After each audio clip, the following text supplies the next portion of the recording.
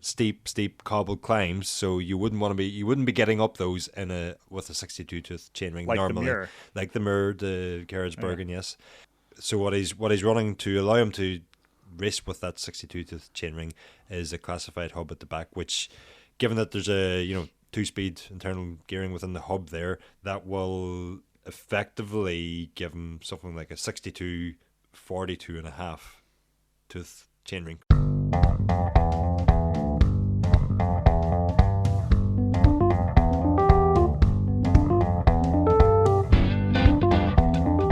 Welcome back to Geek Warning, everybody. It is Wednesday, February 22nd. By the time you listen to this, it'll be the 23rd.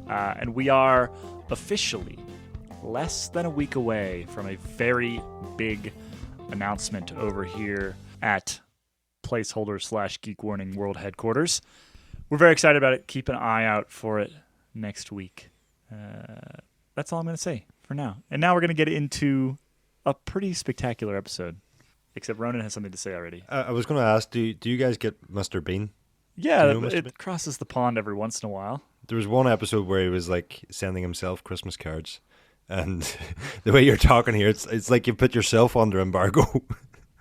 There's a big thing coming. Can't really say what it is. Next week. Kind of have put myself under embargo. Yeah, well, I mean, we'll talk more about this next week. But I didn't sign an NDA. I can reveal all right now. You can say whatever you want, Dave. We bigger project, the broader project around these podcasts is coming, or I should say the beginnings of it are coming next week. Mm-hmm. And we're super excited about it. We are slightly terrified, I would say. I think that's accurate. Mm-hmm. But mostly really excited and cannot wait to sort of fully kick things off beyond talking into microphones, which we love doing. But we also love writing things and taking pictures of things and all the rest. So keep an eye out for that next week. You've already heard both of them. Dave Rome, how are you? I'm well. Caley Fretz, who also didn't introduce himself. Thank you. Thank you very much. Oh, yeah, true. Yeah, thanks. This is just really, really professional episode so far. Ronan, how are you? Yep, I'm good. I was going to nod, Good. but you kind of have to say something. Are you enthusiastic? I am, yeah. Am I not always? Yeah. No, you sound pretty enthusiastic. Oh, yeah, okay. Well, yeah. All right, we're going to get into today's show. We're going to talk about Silca pumps and a Supreme tool collaboration, so that's fun. We're going to dive a little bit into something that our good friend of the podcast, Ray at DC Rainmaker, was talking about this week. We're going to hint at a new Enve gravel bike. That's fun. And we're going to talk about Victor Campenaert's racing with that wild 2-speed classified hub coming up very soon. That's very interesting. We've got some ETRTO rumors. Those are our favorite kind of rumors, as you all know. We've got a new Pinarello. We've got a crazy dropper post that was actually from last year we're going to talk about. And more. Some hub stuff. And some as I read this list, this sounds like a lot to talk about today, guys. I'm not sure. Zero promises that we actually get through all of this, but we will make every effort to do so. And then, of course, we've got on our minds and over the heads of our family and your weekly PSA from Dave Rome. So I think we should kick off. Let's kick off with some of the lighthearted fare here. The new Silca pump and this tool. Yeah. Dave? Silca's just updated their Impero Ultimate, which is their frame pump. And it's now the 2.0, and I find this interesting because it's quite cool to see the frame pump being kept alive. And for Silca, that's been a really popular product because I guess it's part of their signature series, and that this is the sort of product that people buy and have painted to match to their pretty high-end custom bikes. And all that Silca seemingly has done is changed the way that it's adjusted, so you can now... There's effectively now a thread inside the pump that allows you to adjust its length precisely, so you can get a really secure fit. So through that, they've reduced the size range of these pumps. So there's fewer on offer, but yeah, they'll still fit the same number of frames, and they'll in theory fit them more securely. So yeah, I think it's cool to just see high end frame pumps continually being improved. I need to get one of these. Oh, Actually, I need to get one of these for my travel bike because I have a great little Lesign, like it's like a mini floor pump basically that I use when I go over there. But then I often, about 30% of the time, I just forget another pump. Yep. And so then I'm riding around with a mini floor pump in my back pocket, which Not is great. an interesting look. Yeah, not great. Or I just go buy a new one wherever I am, which is so now I have like a giant pile of like somewhat substandard mini pumps floating around my house. So what I need to do is just get one of these fantastic pumps, frame pumps, and get it for my Mosaic travel bike. I don't know how. Because I'm a frame pump fan. Yeah. Like I like the look, I like the execution, I like the way that they function. I'm into it. I don't know if this will fit your Mosaic so well with the SNS couplers. It'd be interesting to see if the SNS coupler interferes with the fit of the pump. I think it should be okay. Yeah, I think it it's should a be very okay, unique but issue. We'll But find yeah, out. yeah. Yeah, we'll find out. Ronan, I'll report back. Did frame bag guy kill frame pump guy? Is that what happened? Frame pumps, or why did they go away? Because they are just like so much better. I feel Most like of the they time. they left the scene roughly at the invention of carbon fiber frames. So maybe the invention of the perfectly once the perfectly round tube left the game, then maybe that's when the frame pump left the game. Yeah, I mean, if you think about like the shape at the back end of a head tube on a lot of those bikes, sticking a frame pump on there. Like I used to have a frame pump on my old, like thinking back to my college days here, my old like specialized tarmac that I raced on for a while. But because of the curve connecting the top tube to the head tube, it sat like 3 inches below my top tube, and that's just a much less sleek look Yeah. than the matchy pump along the top tube, along a horizontal top tube in particular. If about 6 months from now we see a truncated aerofoiled frame pump show up from Silca, we We know you'll apologize. use it. Yeah, I mean, and the other thing is mini pumps just got very good, but it's still hard to beat the volume that a frame pump offers. Personally, I have previously done a shootout of frame pumps because, as you do, and I don't use them for the sheer reason that I believe that if you're using appropriate tires for your region, you probably don't need to worry about owning such an efficient pump and carrying it around for the rare event. But that's just me, and maybe if I was still doing training Ks, I would change my mind on that. So anyway, I kind of agree with you, but I kind of don't. And I think that the thing about the frame pump is it goes from strictly utilitarian to part of the aesthetic. yes, Right. it can, Particularly if you're talking about on a custom bike. Yeah. Like that's why I want it. Is it's just a way to have the ability to pump my tires up at any time, but also in a way that like doesn't sort of negatively affect the aesthetics of my quite expensive bicycle that I like a lot. Adds to the aesthetics. Yeah, 100%. And particular, so my frame isn't painted because it's a travel bike, and I think painting a travel bike is silly because it's just going to get scratched. We've talked about this before, particularly with my packing methods, and or lack of. yeah, exactly. But I do love a good like painted to match frame pump. That's a really, really good look. Yeah. I love that a lot. Yeah. Anyway, we're getting a little stuck on frame Yeah. pumps, so we've got a lot to talk about. The other thing on that list, and I want to just touch on this really quickly. I want to mention it because we're going to tease something. So Silca had a collab, Silca X Supreme, the fashion brand, the brand known for being a brand. There was a lot of hate for this particular item, like in the comments on Instagram, for example, and that sort of grabbed my interest. Like, I want to know why people are hating on this, why people love it. It's sold out, so obviously it sort of splits opinions quite dramatically. So I just want to mention it as a tipping off point into. I want to have a longer discussion with some of the folks that do some of these collabs with these sort of much larger, more widely known brands within the bike world, right? So like Palace and Cannondale Palace and EF, Supreme and Silca. I think that'd be an interesting conversation to have about what the goals of those things are, like who they're trying to attract, whether they think it is effective in growing cycling or whether it's just sort of a weird one-off.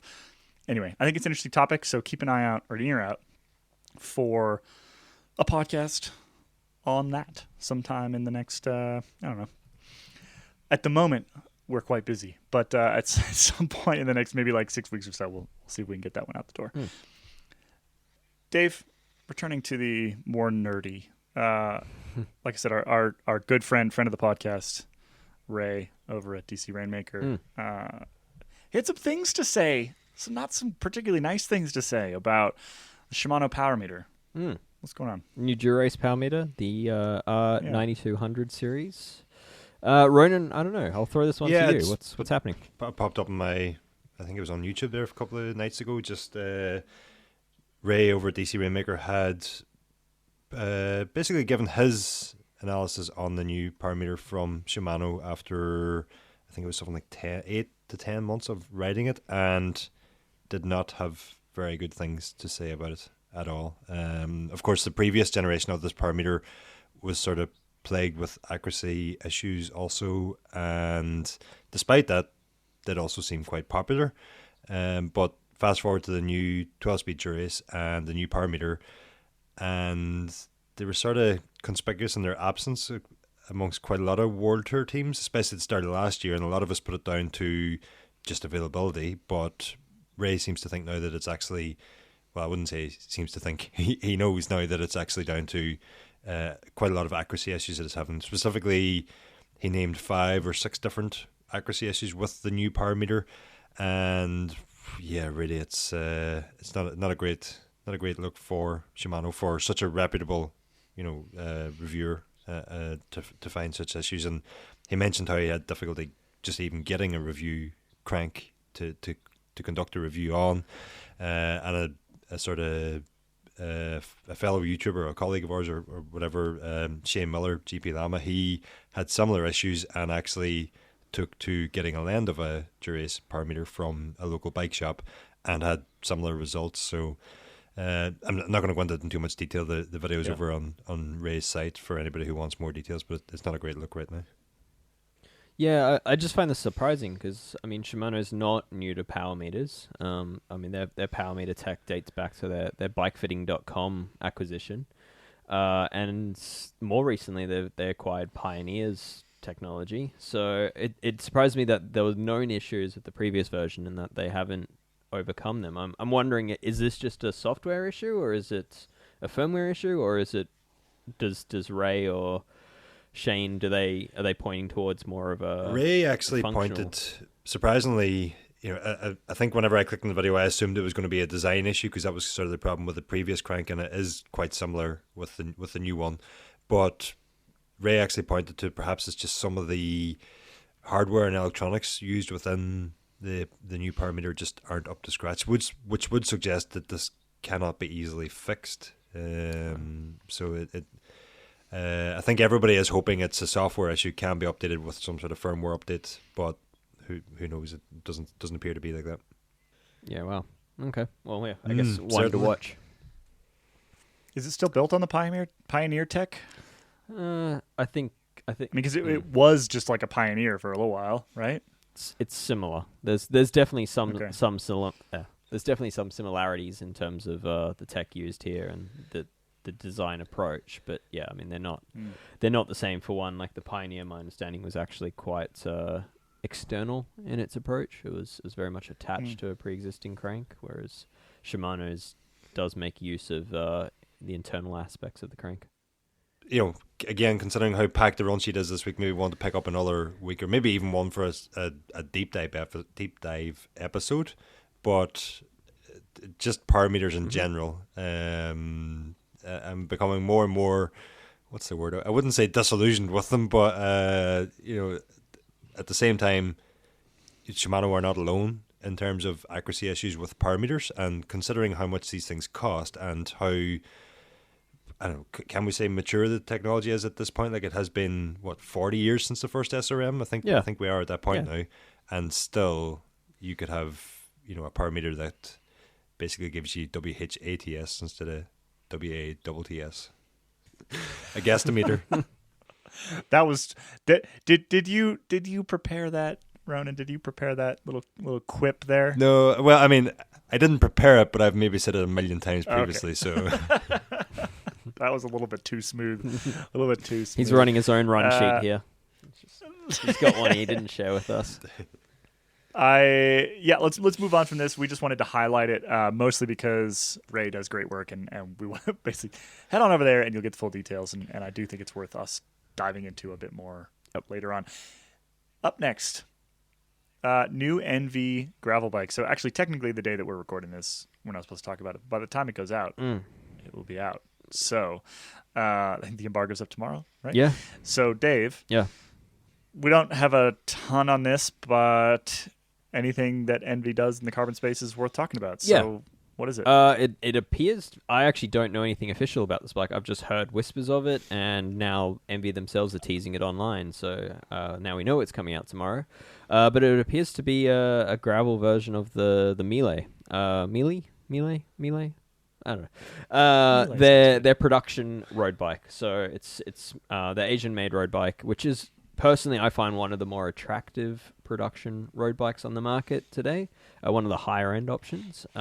It's just a really nicely integrated machine. And this is the gravel version. So it appears to have all the same features. Your internal cable routing, your generous tire clearance, nice component decisions, should I say, which not surprisingly integrate with Enve's own parts.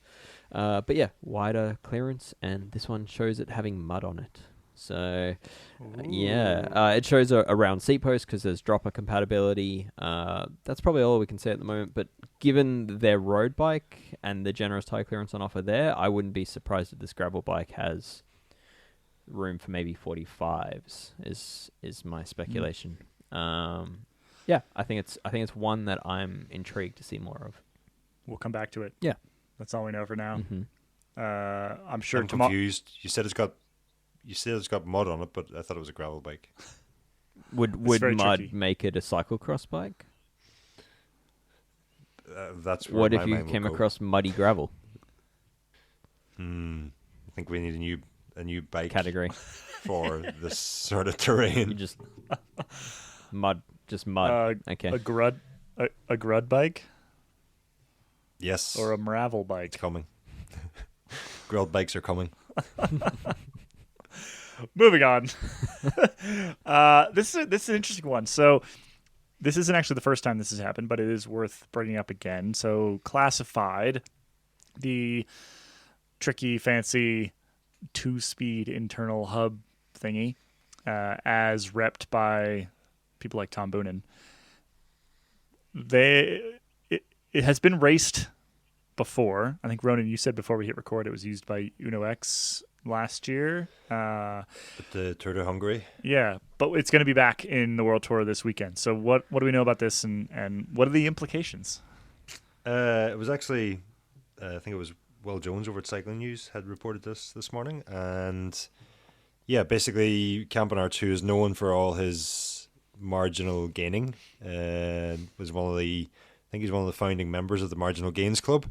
He's not only riding with narrow bars, turned in levers. Also known as the Stupid Handlebar Club. Yeah, yes. He's doing all those things this weekend, but now he is also rumoured to be starting Het Nieuwsblad this weekend with a 62-tooth 1x front chainring.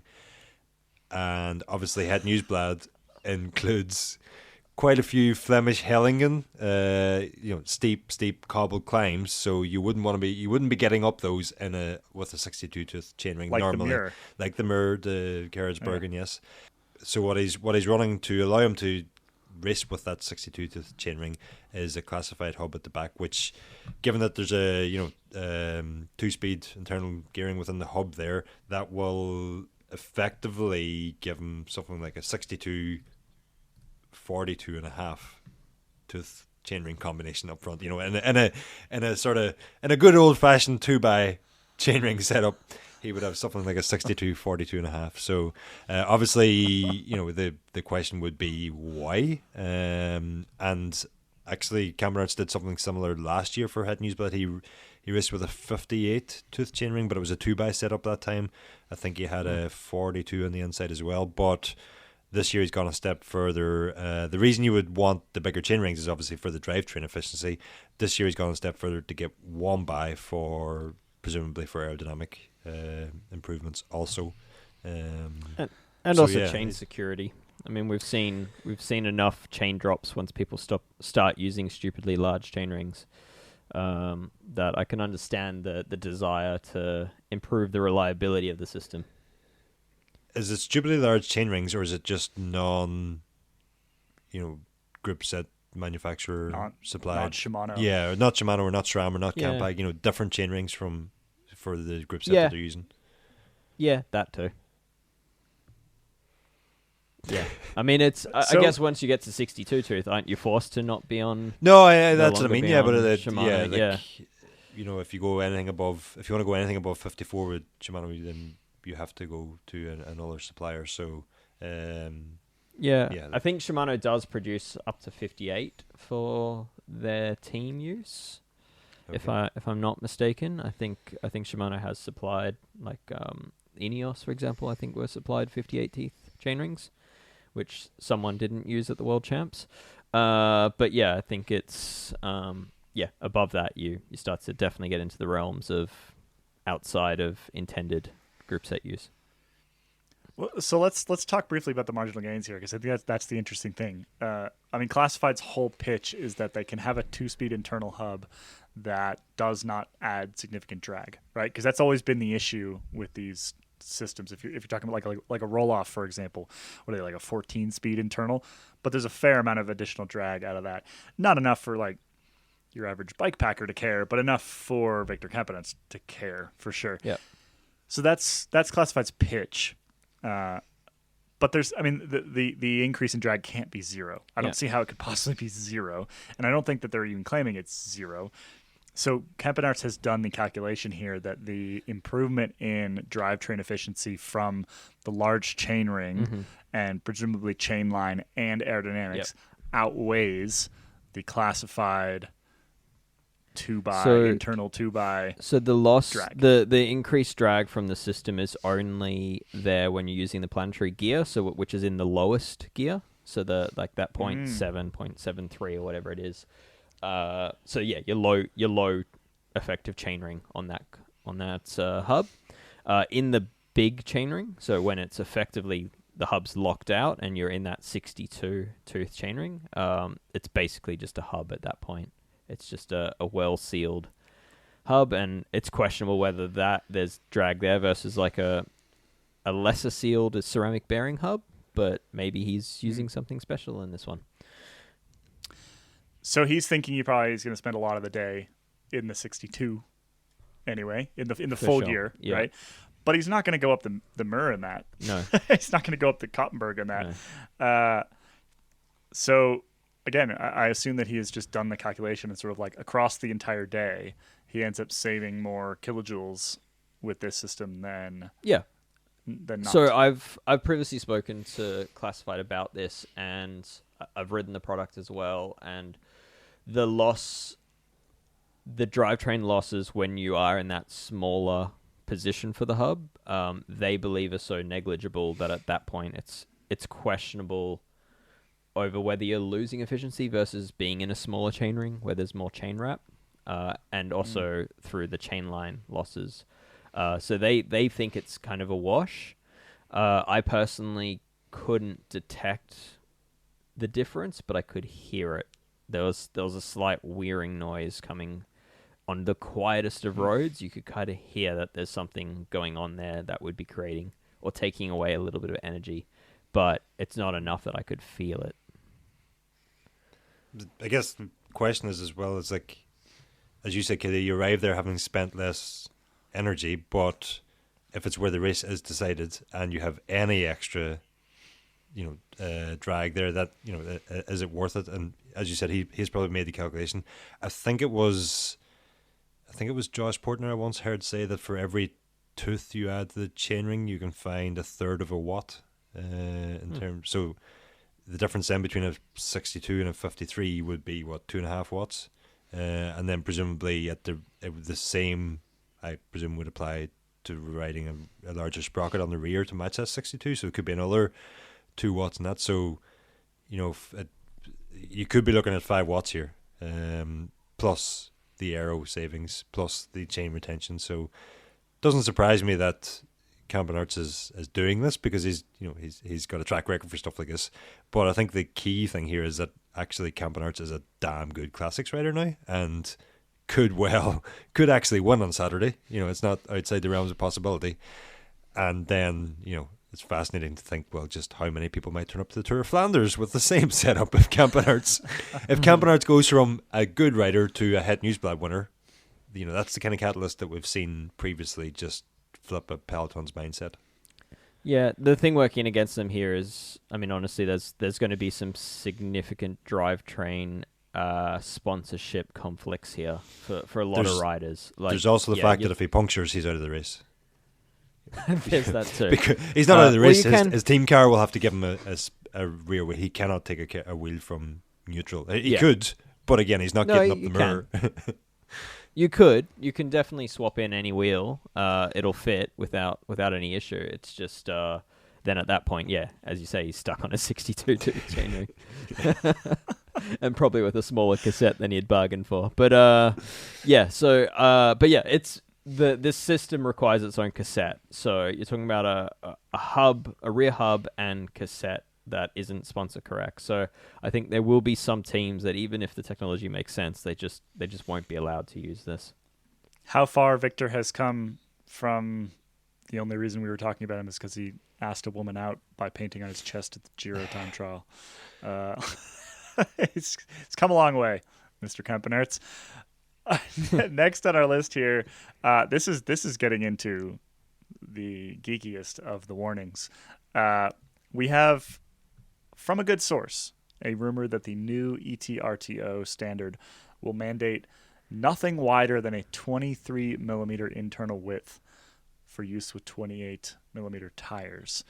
So what are the ramifications of that? The thing that pops out to me is basically if you're trying to sell a new bike with 28s, you're not going to be able to sell it with super wide rims if you want to hit those ETRTO standards.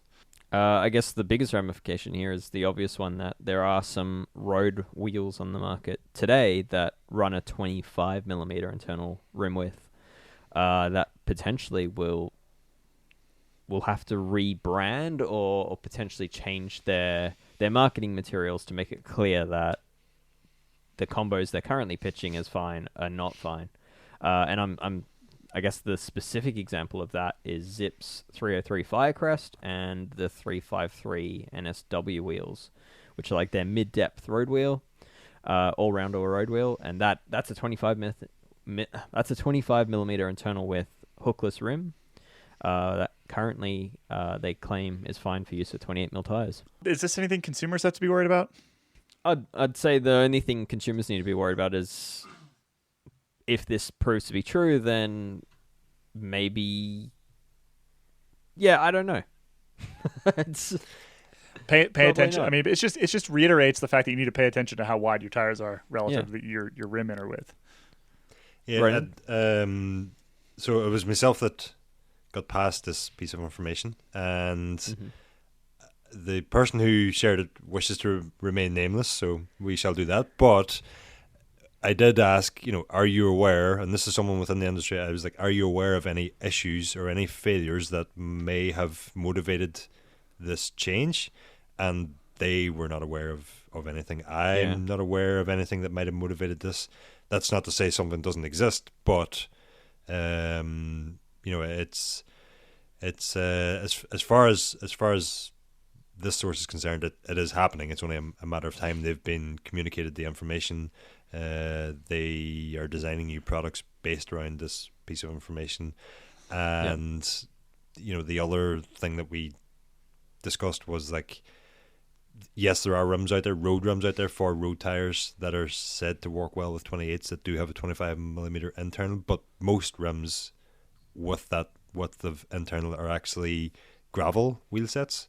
And so gravel tires would be much wider, not an issue there. But if we do in future hear that there could be an issue somewhere with 28s tires and 25 internal rims, quite often we hear about the versatility of gravel bikes and putting road tires on there, so it could just be something to think of from that direction. And if you're downsizing your tire, I quite like the fact that the ETRTO agrees with me, because I've previously suggested that 25mm internal is a little too excessive for people wanting to run 28 or smaller road tires.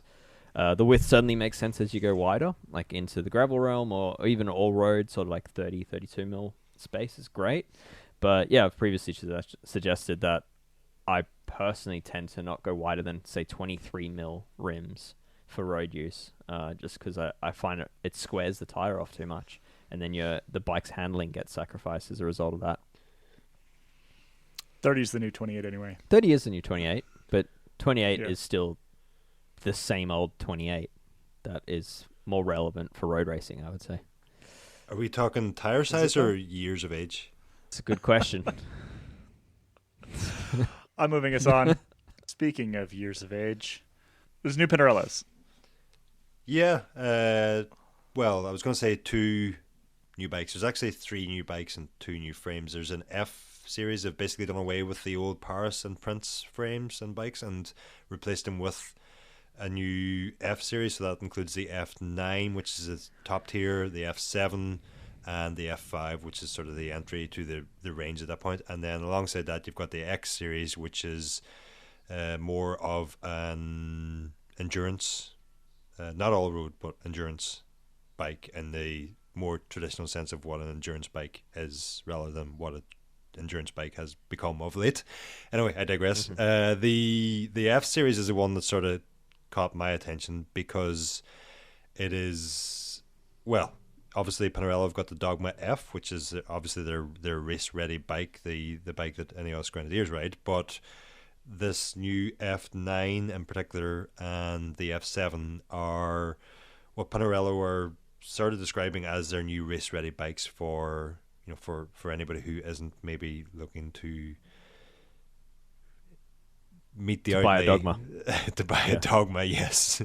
Yeah. Trying to find a nice way of saying that, but yeah, there is no nice way of saying spend that much money on a race bike. So basically, the F9 keeps much. The F9 and the F7 are both Toray T900 carbon in those frames, as opposed to the T1100 in the Dogma F. So that's the differentiator there. And then the F5 is a spec lower again in terms of carbon. You're getting the Toray T700, and that seems to be really the main difference, because when you look at these, they actually look a lot like a Dogma F. A lot like a Dogma F. If anything, Pinarello has a strong history of reusing molds across its range, or trickling down molds. Like often the lower end models, like the Paris, was often like the previous generation Dogma, or the Prince was often the previous generation Dogma. So yeah, I think I wouldn't be surprised if they're once again reusing molds of some case, but just with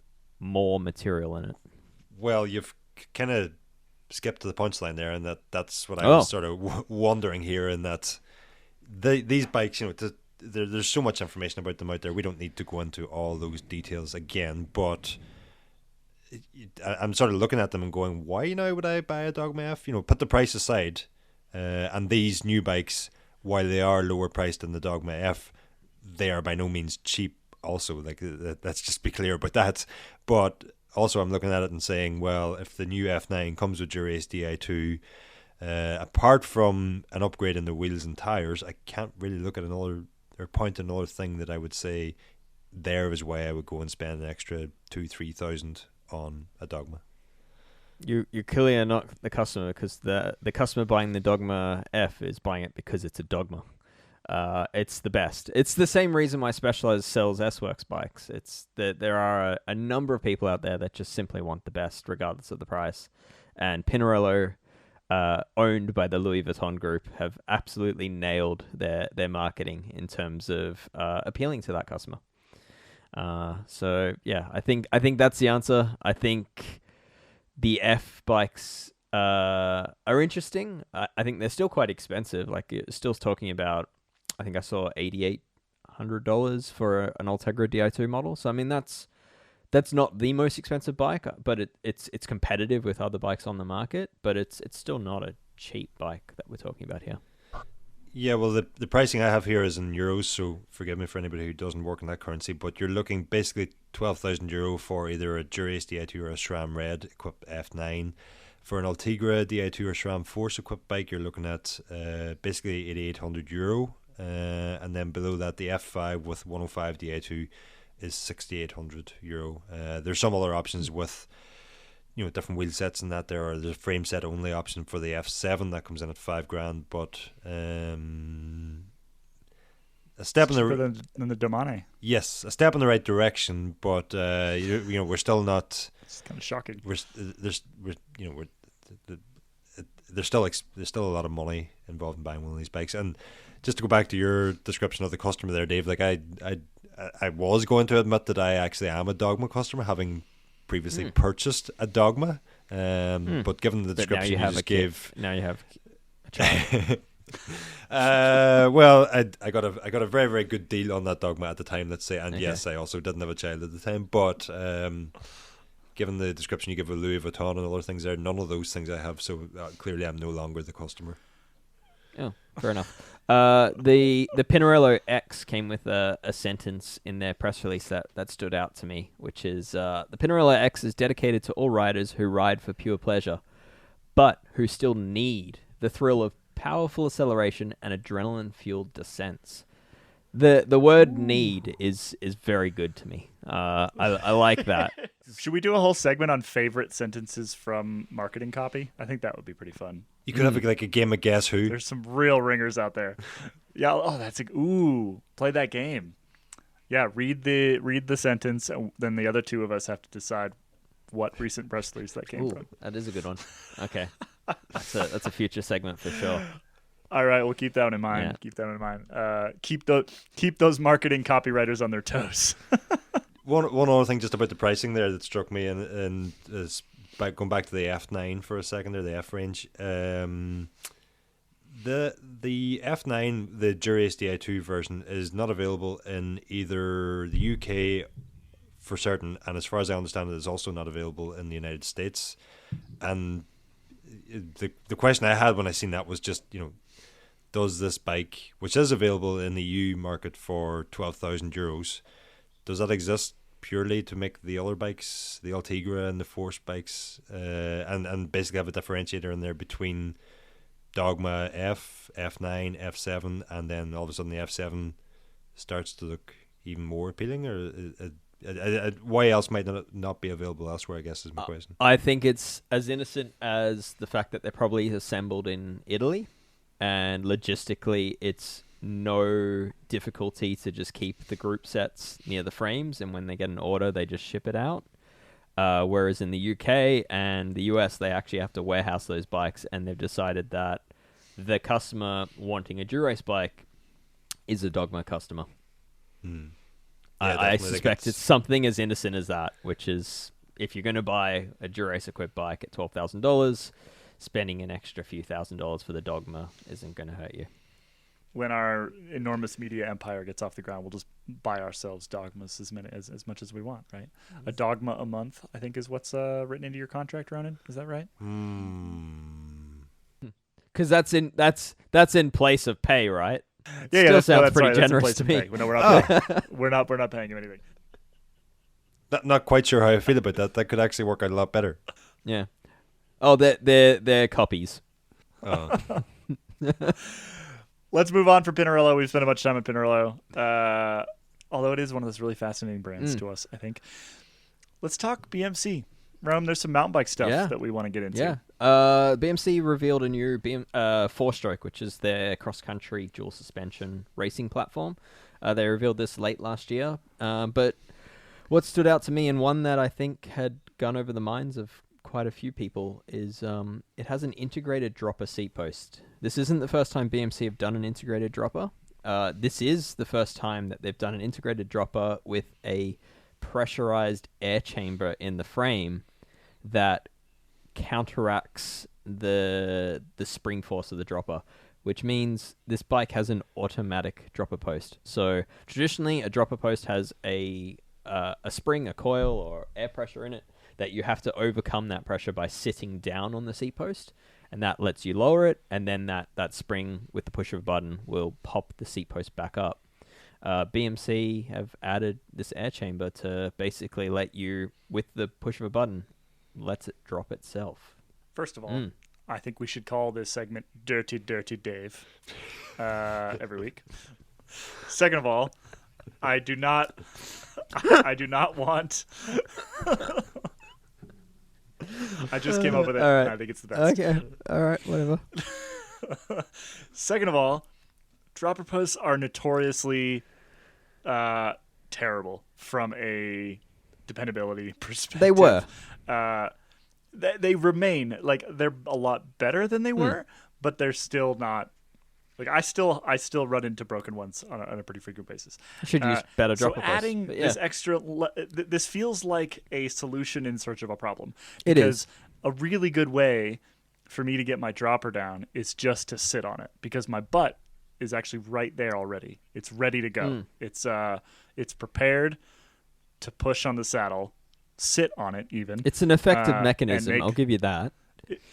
Yeah. So this feels to me like a step, like just another thing to break, basically. So the reason why this is exciting to me is in a cross-country race or in a marathon race where you're already on the limit and you're trying to conserve energy wherever possible, it's basically you're doing like a bodyweight squat to drop your seat post down every time you're going on a descent. And if you can just stay in your sort of like your attack position out of the saddle, ready for the descent, and with the push of a button, the seat post gets out of the way, you're saving yourself that energy, which I think over like, say you're doing this, say a professional drops their seat post 5 times a lap, times 7 laps. I mean, that's quite a few bodyweight squats that you're saving yourself from. And I think in that application, this makes sense. But yes, it does introduce quite a lot of complexity. And BMC's own version actually it only works for up to, I think, 100 uses before the air chamber that you have to pressurize with a pump is emptied. So this really is a... Okay, now I really don't like this. This really is a cross-country race product. Right. I mean, in that space, I agree with you. Like, I mean, how many times have I been in a cross-country race and then, for whatever reason, like, forgot to put my dropper down, and then I'm out of the saddle, and I'm kind of in that attack position, and it's too late, right? Yeah. Like, it's bumpy and it's terrible, and like, I just can't then get it down. You have to be like, all right, well, I'm doing this descent with my saddle up. Good luck to me.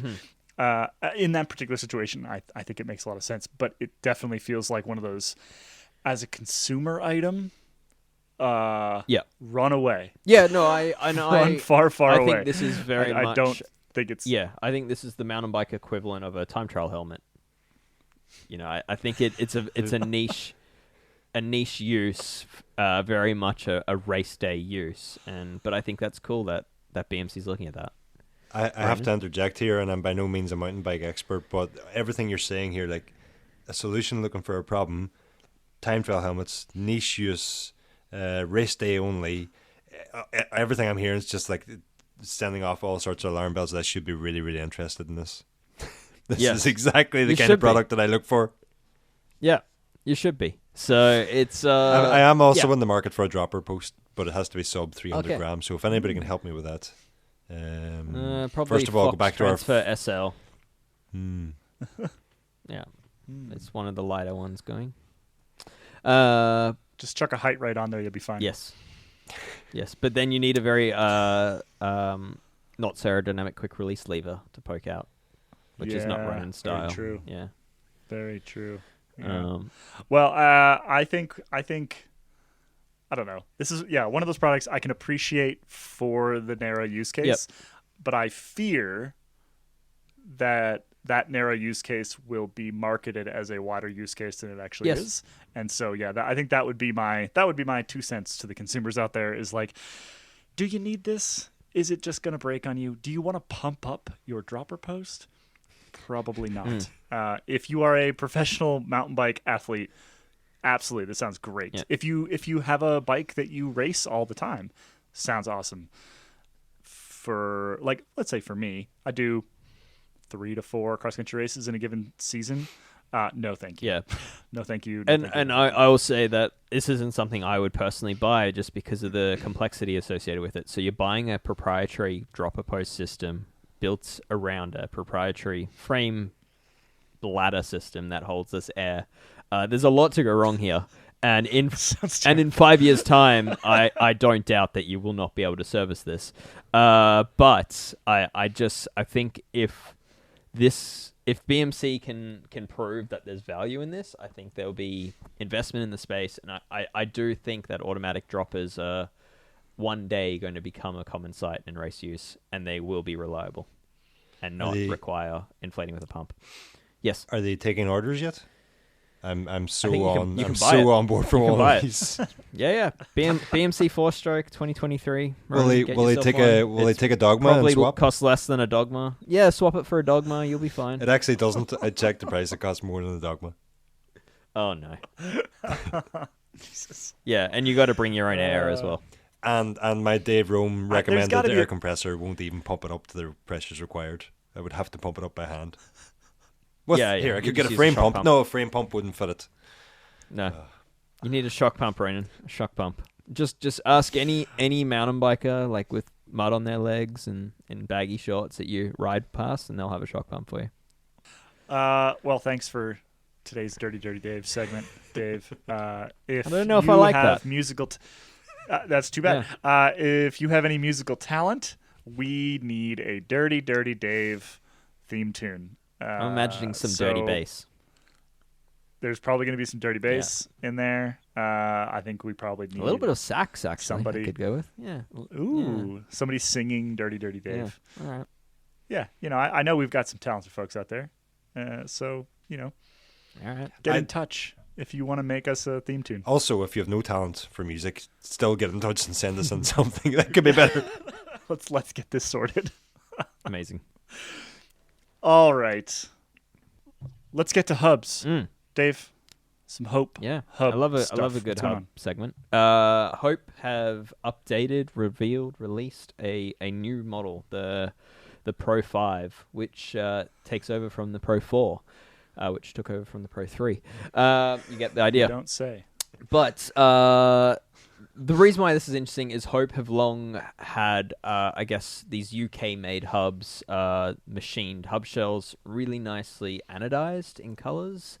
And as far as nicely anodized colored hubs go, Hope have often taken like a sort of a middle ground pricing approach. So they're not as expensive as, say, a Chris King or an Industry 9, but their durability and their build quality is often pretty closely comparable. So they've long been quite an attractive option, and the Pro 5 looks pretty good on paper. Like, this isn't something I've used yet. It's not something I've had my hands on, but they've made some pretty major changes to it. Most importantly, they've sought to lower the drag of their freewheel mechanism, all while increasing the points of engagement. So they've stuck with a pole system, but they've gone to 6 poles inside the hub with sort of an offset design. So it means only 3 poles at any point are engaged, which allows them 108 points of engagement, which is a lot. 3 times more than most of the hubs out there on the market. And yeah, on top of that, there's improved sealing, there's reduced weight, there's wider compatibility with these hubs, so you can swap end caps in and out, you can change free hub bodies, all the good stuff. Larger bearings inside, and on the road side of things, there's a center lock option, I guess most importantly though, for Hope, they have a reputation of supporting their product better than most. So they're one of the companies that you can download some tools for 3D printing yourself. But yeah, they're promising to offer parts for this for 10 years after it is discontinued, which is a good number. And that's specific parts. Like, that'll be like poles and hub shells and stuff. Things like bearings are standard, so you'll always be able to get those. But yeah, I think that's just a really cool trend, and I like what this company does, and I want others to know about it so we can get more good, durable stuff that's not incredibly expensive, that has a bit of bling factor to it. Hope's awesome. Yeah. I love what they do. I've always loved what they do, and they've been doing it for a long time now. Very long time. Yep. So kudos to them.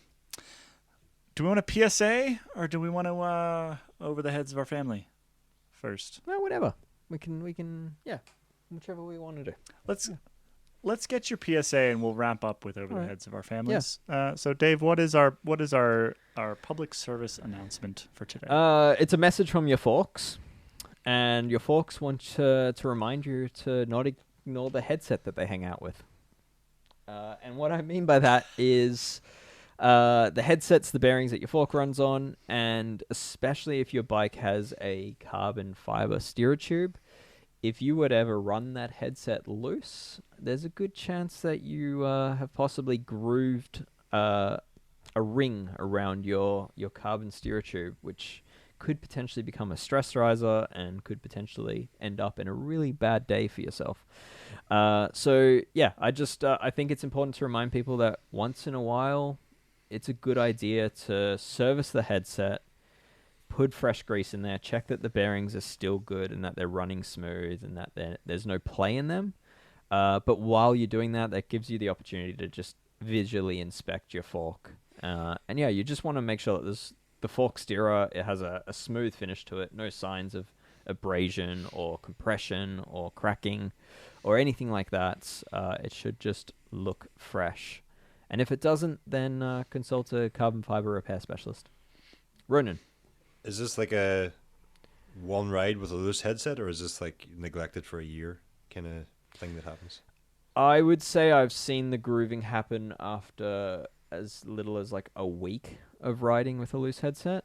Yeah, so I mean, it can happen quite quickly because basically anytime you're using that front brake, you're putting quite a lot of force through that area. But yeah, regardless, it's a reminder not to ride with a loose headset for one. But most importantly, I think it's just a part. Yeah, I'm more thinking like my parents' bikes. I look after their bikes for them, and if it went 6 months with a loose headset, I'm not certain that would be pointed out to me until I check their bike again.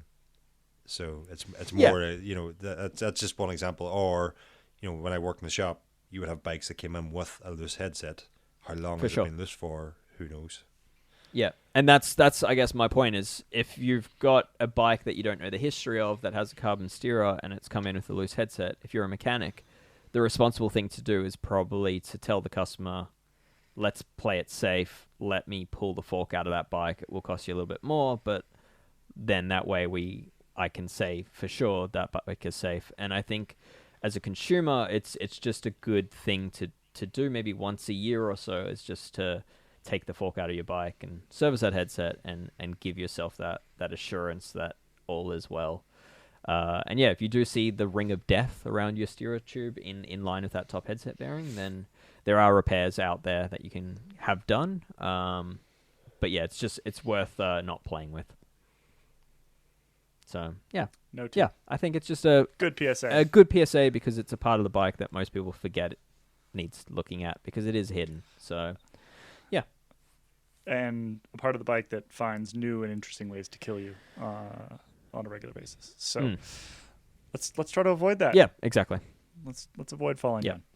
Do you want to hear the story about the training camp that we went on, where like 6 out of 8 of us realized we had cracked steerer tubes? And so there was very little training done and quite a lot of drinking done instead. Wow.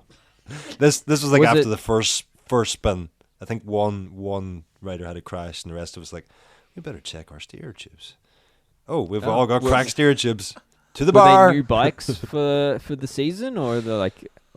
We were like all how in much different use had all these teams, bikes so this was probably 2006, 2007. I don't think carbon steerers were as widespread as they are now. We were not on premium brand bikes, I will say. Okay. And we were not premium level mechanics, so could have been a combination of neglect and all sorts of things. This was around August, September time, so late in the season. Okay. And also just, some of them might not actually have been cracked, just an excuse because the rider had cracked more so than the steer tube had cracked. Fair enough. The pub was looking very good. Yes. Let's get into what is on our minds and over the heads of our families. Ronan, you got anything for us this week? Quick one from me, just raglan sleeves. Is that a 3/4 length? Interesting. The raglan, as far as I understand, is like it runs the whole way up your arm and across the shoulder and up to the collar. Specifically, the raglan sleeves on the Ineos Grenadiers kit. I couldn't quite pinpoint what I didn't like about that new design, and then it just hit me. It was like, it's not got set-in sleeves, which are when we all went to Aero jerseys. Caley, I know you love Aero jerseys. When we went to Aero jerseys a while back, we went for set-in sleeves, and I just much prefer the look of those. And it was only then when I realised what I didn't like about the Ineos Grenadiers jersey that I realised that half the peloton have now moved to raglan sleeves, which I don't like.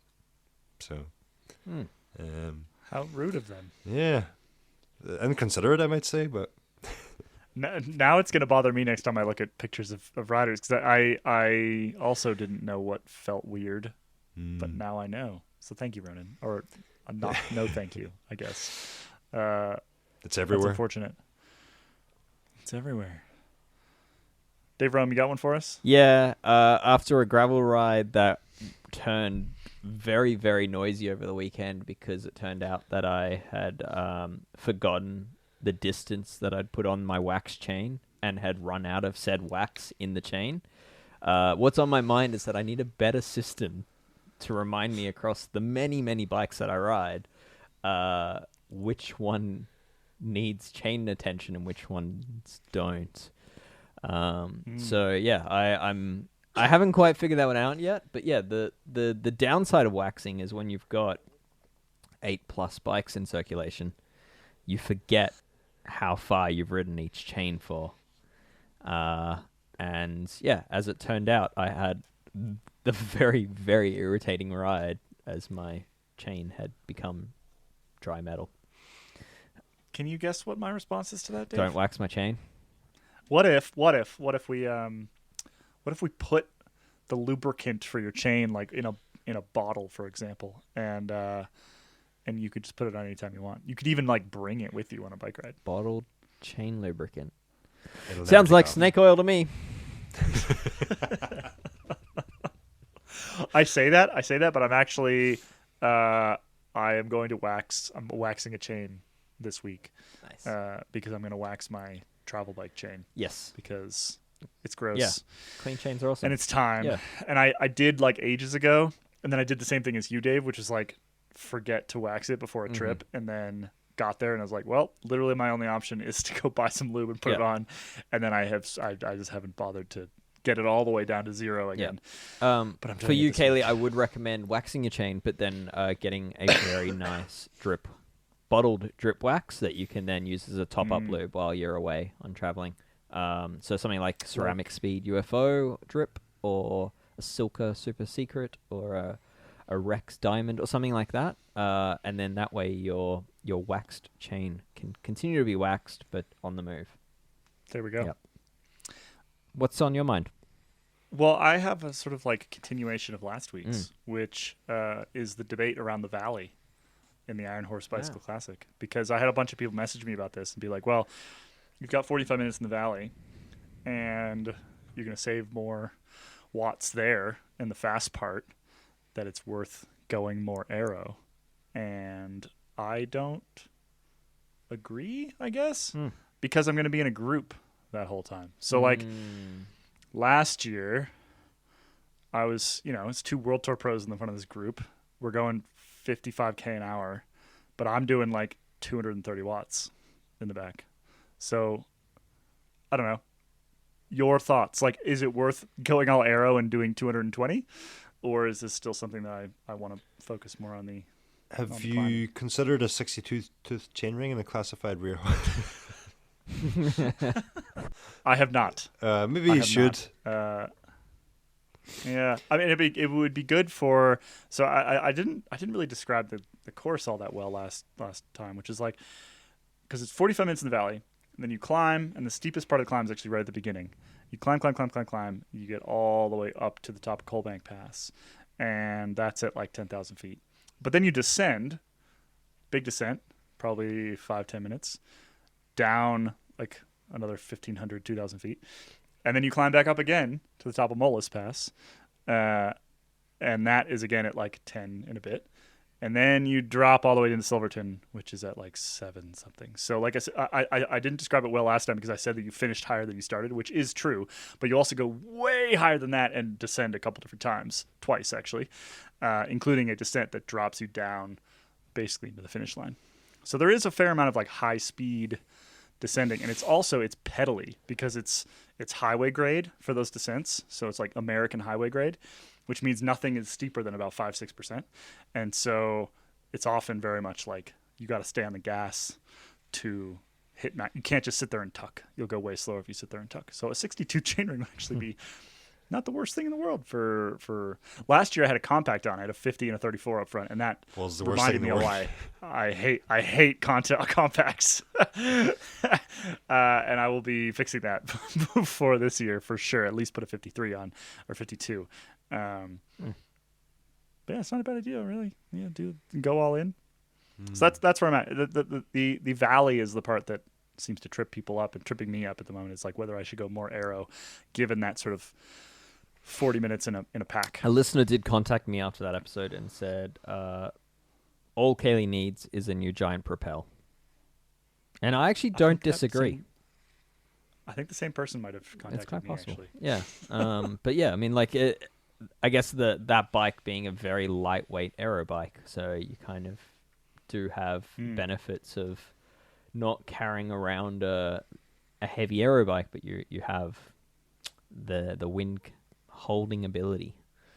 I don't know. Don't know if you've seen it. I seen one of those propels in the Caravan recently. I had it up on my Instagram, and yes, I was struck by how light it was. You know, we had heard the claimed weights, but actually it is that light. The only thing I would say is that 6.8 with pedals. Yeah, and it was Dura SDI2, KDX Ultra 50s. You know, it was top of the line on everything, but there also wasn't really a way I could see to make it much lighter than that again. That's the only thing. It is kind of like it's at 7 kilos, and that's a smaller size. Caley, I think, would need a medium large when it comes to giant. Don't know if it would be still at 7 kilos, and don't know if it would be any way to get it much lighter. But I think the idea is based around what I think I had said last week was to sort of aero optimize a lightweight setup. And I sort of, I think I subconsciously assumed that you would be in a group for the flatter sections, and that was kind of part of my thinking. But much like you did last week, you've given us about 30 seconds notice again here to come up with an answer to a complex problem. So that's what I like to do. Run what you brung. I mean, realistically, I'm probably going to run this Athos with some deeper wheels. I think it's Sounds probably. I mean, unless Giant wants to send me a Propel. Giant, get in touch. If you would like to see your bike ride its way to 23rd at the Iron Horse Bicycle Classic, then get in touch, because that's probably about where I'll end up. All right, it's time for us to wrap up today. Thanks for listening, as always, to this week's Geek Warning. Thank you to everybody who gave us a share last week. Like we said before, you can get this on either channel. You can get this on the Geek Warning channel or the Placeholder channel. We'll be back next week with news. Big news. By the time we record this next week, things will be public, and we'll talk about it. Next week's episode, not just for that reason, but I think next week's episode is going to be a pretty big one. Pretty interesting. I'm looking into the future. There's a lot to talk about. I agree. So yeah, make sure you tune in next week. Make sure you tell your friends, and give us a rating and a review on iTunes. By which point we will also know if Victor Campenard has changed cycling forever or stopped cycling from changing forever. Can't wait. All right, thanks everybody. Bye bye. Cheers.